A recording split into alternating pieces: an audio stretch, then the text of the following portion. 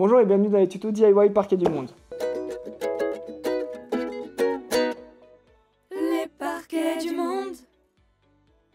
Dans cette vidéo, on va voir qu'est-ce que la vitrification. Je rappelle, la vitrification qui fait partie des 3 traitements pour protéger le bois. Il y a une vidéo dédiée pour savoir quel traitement choisir. Qu'est-ce que la vitrification? La vitrification, c'est des couches filmogènes sur le bois. L'idée est d'avoir une protection contre les agressions chimiques et d'avoir une protection contre l'abrasion. Il y a vraiment une pellicule qui protège le bois. Cette pellicule, elle a une durée de vie. Elle est relative à l'usage que vous avez et au produit que vous avez mis à la base. Ça, on pourra vraiment bien diagnostiquer et voir quel produit il vous faut ici au magasin.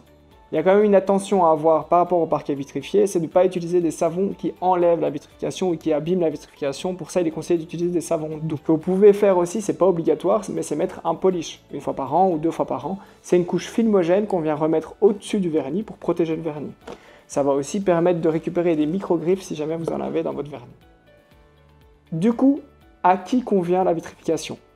Aux personnes qui ont un emploi du temps chargé. L'idée, c'est de ne plus faire attention au parquet, d'avoir une protection qui est résistante, et vous savez qu'un jour, il faudra enlever tous les meubles, reponcer, retraiter. Et d'ici là, vous êtes tranquille.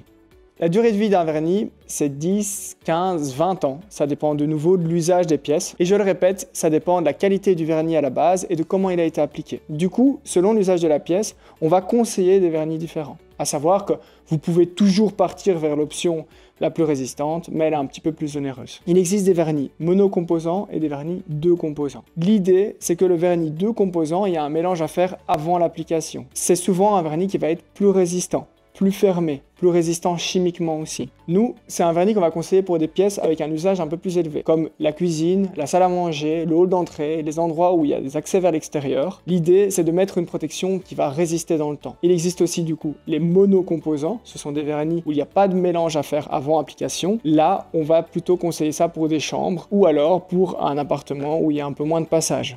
Alors un vernis, comment ça se met? Dans l'idée, c'est assez facile. Ça se met en 3 couches, ça c'est presque toujours le cas. On va avoir une couche de primaire et 2 couches de vernis, ou alors 3 couches de vernis directement.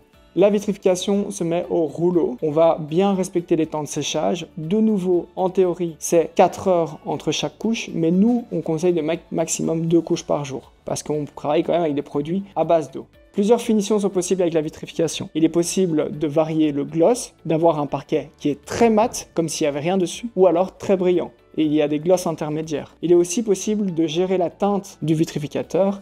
On conseille de ne pas travailler avec des vernis teintés, mais par contre, on peut travailler avec des premières couches teintées. On peut garder le bois très clair, comme quand il est poncé, voire le blanchir, ou on peut légèrement le foncer, ou le teindre carrément. Toutes ces solutions sont possibles et visibles ici au magasin, et on regardera ensemble qu'est-ce qui convient à votre projet.